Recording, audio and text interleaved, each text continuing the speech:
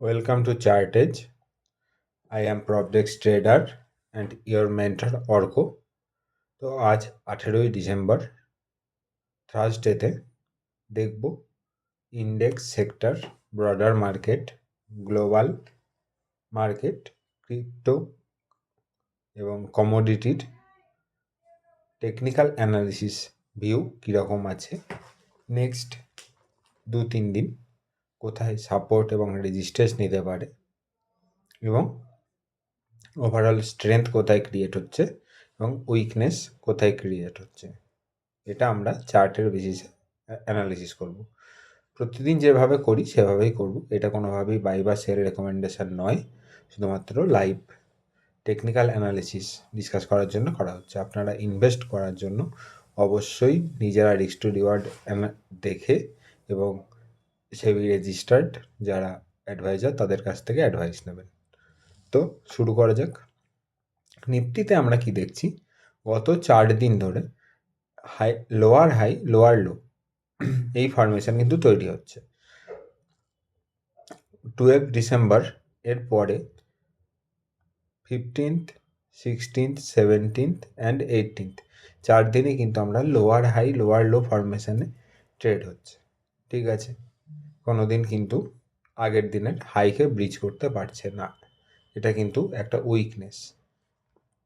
আজ আমরা 18 তারিখ কি দেখছি যে 50 মুভিং অ্যাভারেজকে নিচে মোটামুটি একটা সাপোর্ট নিয়েছে।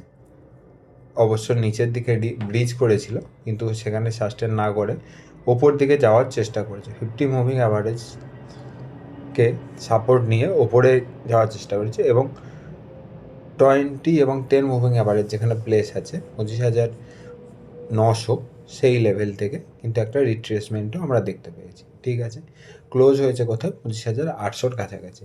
যেখানে কালকের ক্লোজিং ছিল, আজকের ক্লোজিং কিন্তু অলমোস্ট সেমই আছে। ঠিক আছে, তো ওভারঅল একটা উইক ডে ছিল আজকে, খুব একটা স্ট্রেংথ ছিল না। তো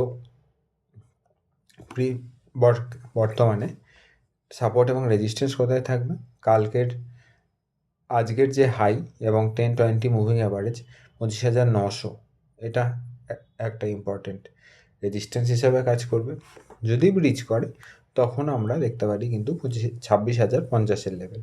নিচের দিকে সাপোর্ট কি থাকবে, সাপোর্ট থাকবে 25,700 থেকে 25,750, 25,700 থেকে 25,750 এই যে লেভেলটা আমরা এখানে দেখতে পাচ্ছি, এটা আমাদের একটা সাপোর্ট হিসাবে কাজ করবে। যদি ব্রিজ করে তখন কিন্তু 25,300 লেভেল কিন্তু খুলে যাবে।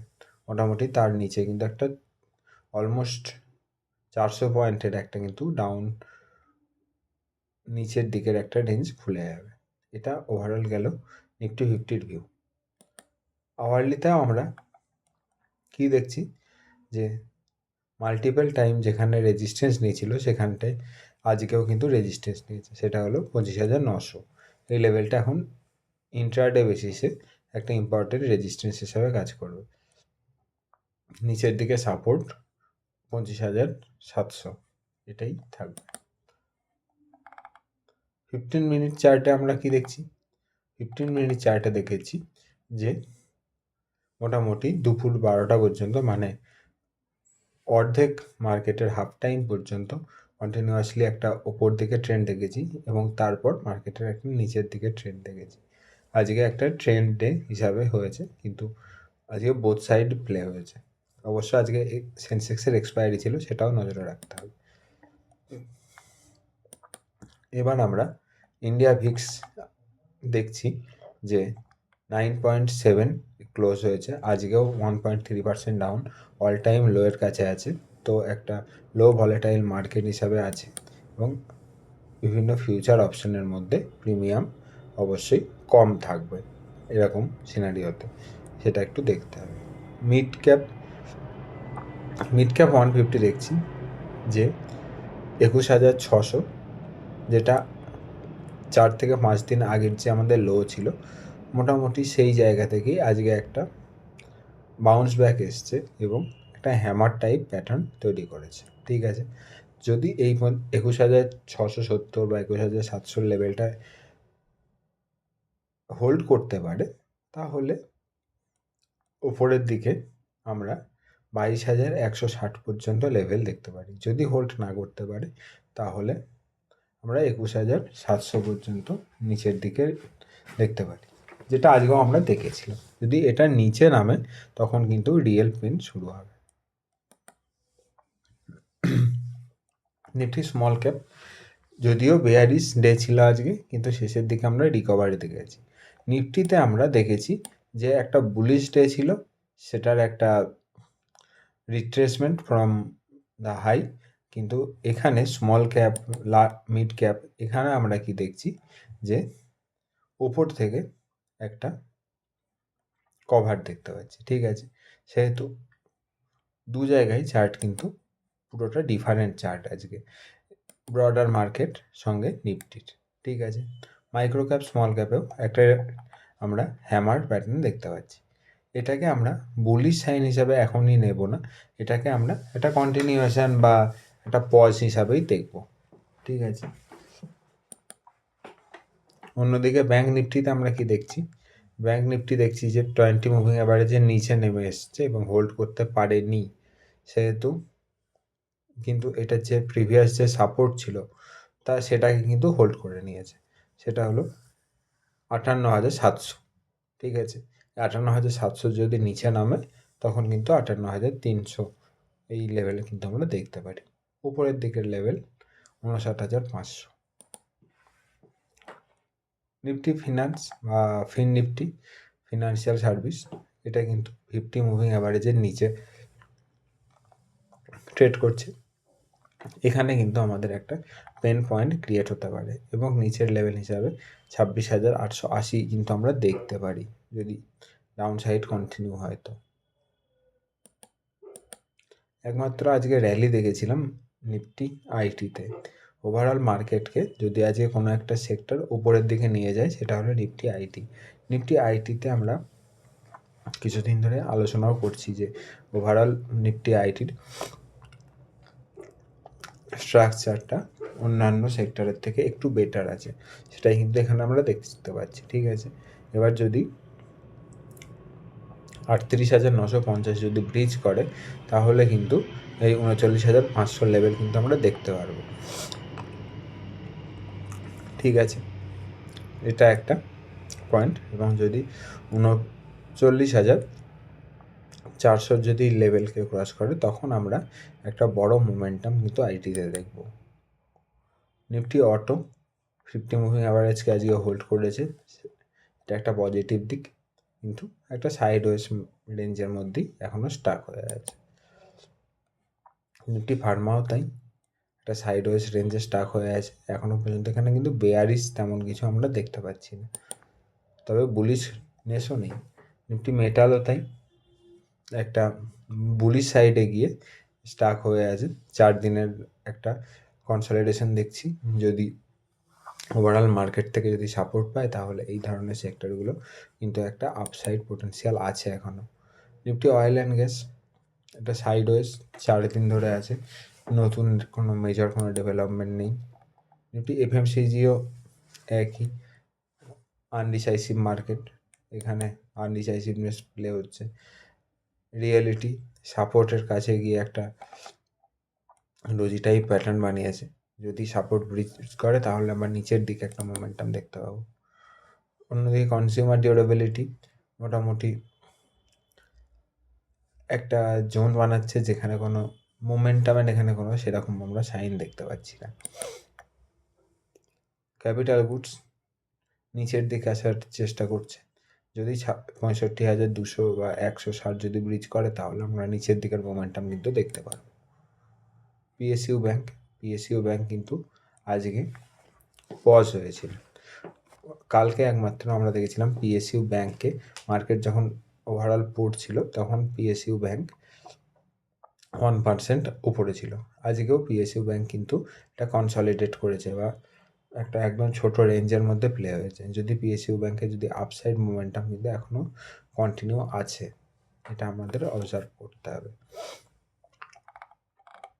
ঠিক আছে, ওভারঅল আজকে দেখলাম যে একমাত্র আইটি পজিটিভ ছিল, বাকি কোনো জায়গাতেই আমরা তেমন কোনো মোমেন্টাম দেখিনি। একটা সাইড ওয়েজ টু নেগেটিভ মার্কেটই আমরা দেখতে পেয়েছি।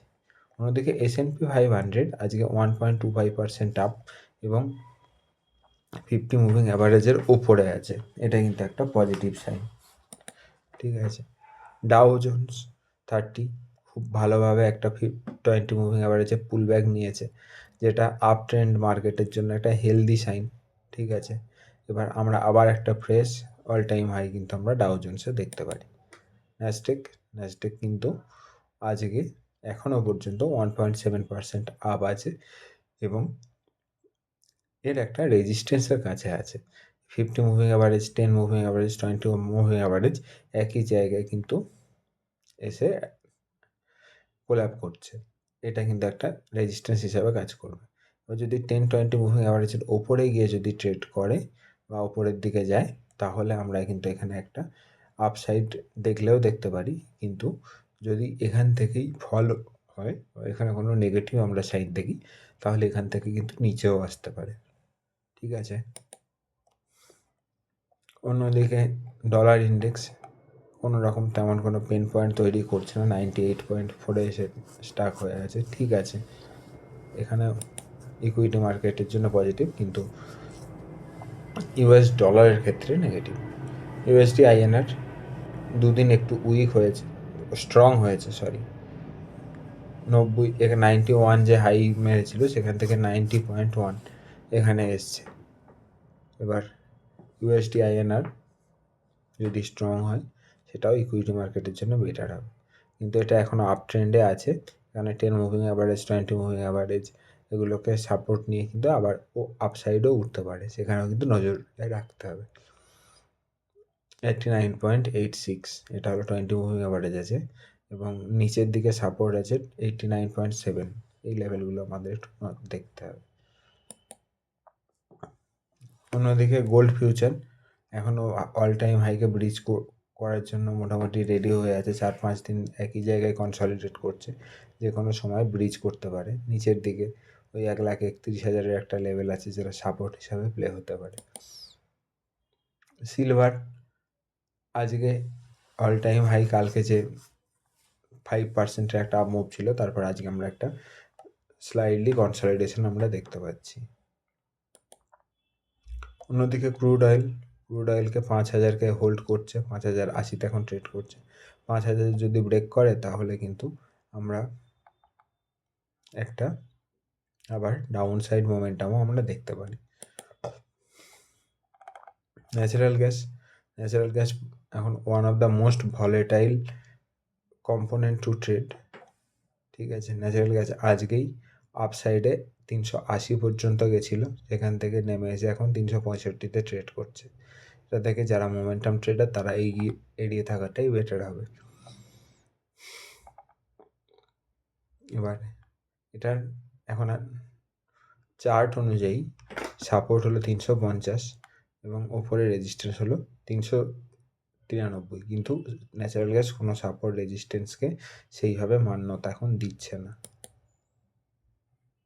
বিটকয়েন নিজের যে জোনটা বানিয়েছে সেখানেই স্টাক হয়ে আছে, 94,000 থেকে 85,000 থেকে 95,000-এর যে জোন, তার মধ্যেই স্টাক হয়ে আছে, ট্রেড করছে। অন্যদিকে ইথেরিয়ামও তাই। বিটকয়েন যে দুটি সব থেকে বড়, বিটকয়েন এবং ইথেরিয়াম, এরা কিন্তু একটা জোনের মধ্যে স্টাক হয়ে আছে। এটাই আমরা ওভারঅল দেখলাম যে মার্কেট কোথায় প্লেস আছে বা কীভাবে কী কাজ করছে। আজকের নিফটিতে বা ইন্ডেক্সে ওভারঅল সেক্টরের মধ্যে আইটি ছাড়া অন্য কোথাও আমরা সেরকম স্ট্রেংথ দেখলাম না। আর অন্যদিকে গ্লোবাল মার্কেটে একটা স্ট্রেংথ আছে, কিন্তু আমাদের 2-1 দিন আরও নজরে রাখতে হবে। অন্যদিকে কমোডিটিতে বেশ একটা স্ট্রেংথ আছে এবং চলছে। এটা গেল ওভারঅল ভিউ। আজকের মতো এখানেই শেষ করছি, আবার আগামীকাল বা আগামী পরশু উইকেন্ড অ্যানালিসিস নিয়ে দেখা হবে। বাই, সবাই ভালো থাকবেন, সুস্থ থাকবেন। ভালো লাগলে জানাবেন, খারাপ লাগলে অবশ্যই আমাকে কমেন্টে জানাবেন। বাই।